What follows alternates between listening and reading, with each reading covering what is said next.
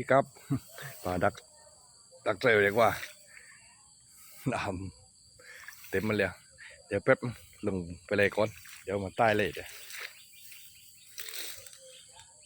ไผ่กับไอ้ขึ้นมาแล้วไอ้ขี้ก้มลอยตัวอยู่ไอ้กุ้งกันขี้ก้ม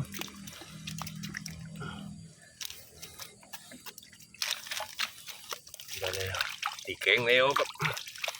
ก้มช่วยๆโอเคขอบคุณครับ